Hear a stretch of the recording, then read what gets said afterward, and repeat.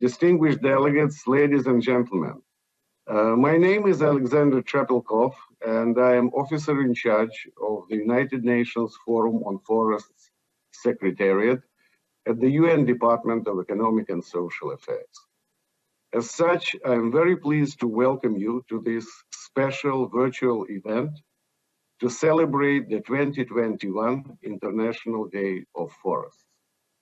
You will recall that in 2012, the United Nations General Assembly proclaimed the 21st of March of each year the International Day of Forests to raise the awareness of the importance of all types of forests and of trees outside forests for sustainable development.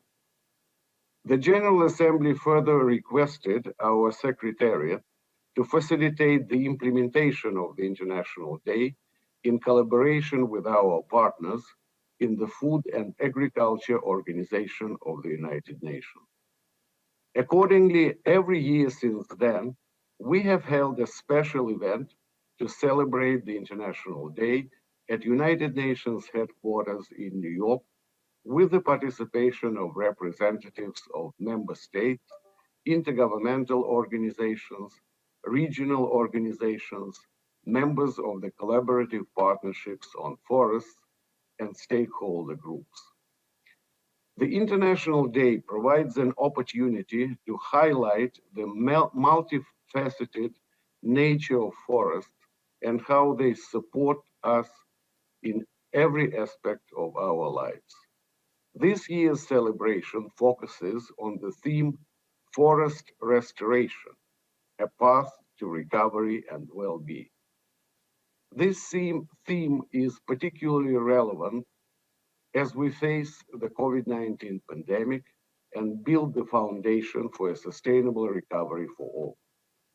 Throughout today's event, we will hear from speakers and presenters from governments, the UN system, the private sector, non-governmental organizations, and children who will share their perspectives on how restoring the health of our forests and sustainably managing them is crucial to support livelihoods, mitigate climate change, safeguard biodiversity, and build resilience.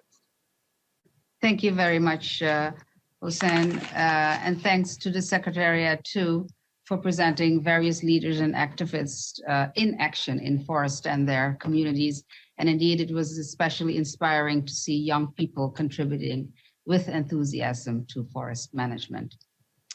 So dear friends, excellencies, distinguished delegates, and ladies and gentlemen, I'm pleased to chair this part of the meeting during which delegations are invited to make statements in the general segment on the topic, Restoring Forests Restores the Health of People and Planet.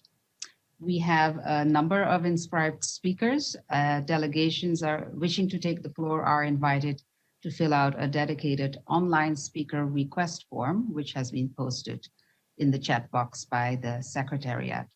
We go to the next segment of speakers, our valuable partners. And first we will have from intergovernmental organizations, the Asian Forest Cooperation Organization. Distinguished delegates, you have the floor. Greetings from Seoul, South Korea. Thank you, Madam Chair.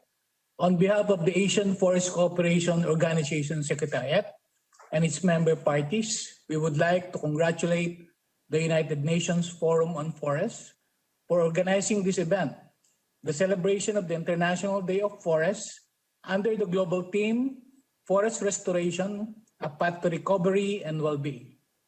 Asian forests, which covers 549 million hectares and account for 14% of the global forest cover, play vital roles in providing a variety of services that billions of people depend upon for their livelihood and subsistence. Tropical forests of Southeast Asia play important roles in biodiversity conservation, provision of ecosystem services, and maintaining global carbon balance. However, the Asian region experienced continuous forest loss at a rate of 8 million hectares per year between 2005 and 2015, but significantly registered the highest net gain in forest area in the 2010-2020 Forest Resources Assessment. But without proactive measures to put in place sustainable forest management practices, forests in Asia are at risk of reduced capacity for climate mitigation, limited provision of ecosystem services, loss of biodiversity, and reduced economic growth potential. The Asian Forest Cooperation Organization, or AFoCO, as a formal regional body, shall continue to serve as a bridge to enhance cross-sectoral cooperation and broaden coordination among our member countries, partner institutions, and organizations on the management of forests for the sustainable production of goods, ecosystem services, biodiversity conservation, and climate change mitigation. And in doing so, AFoCO shall continue to provide a platform for the exchange of expertise and technical cooperation in areas of forest restoration and rehabilitation through the implementation of AFoCO's landmark programs and regional projects in our member countries.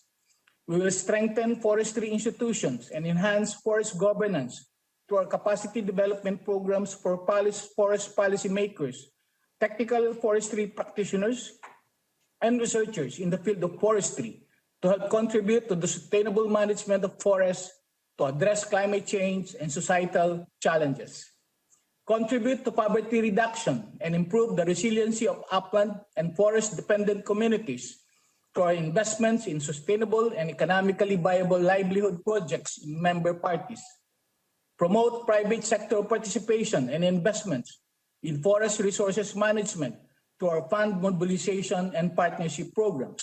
We're expanding our partnership in restoring Asian drylands and drought-prone areas in Southeast Asia, South Asia, East Asia, and Central Asia through our Landscape Partnership Asia in partnership with C4 ICRAF and Global Evergreening Alliance. Raise our level of awareness of the public and private sector, including youth, through the intensive information sharing and educational programs. With the COVID-19 global pandemic that has affected the global economy and billions of people all over the world, this is an opportune time to ensure that forests will be an integral part of global discussions and decisions for the world to recover from this pandemic and build back better in achieving the Sustainable Development Goals. Again, congratulations to UNFF for this successful event under the new normal, and good morning from Seoul, South Korea. Thank you, Madam Chair. Thank you so much, Mr. Calderon, for joining us and sharing the work that you do in your region.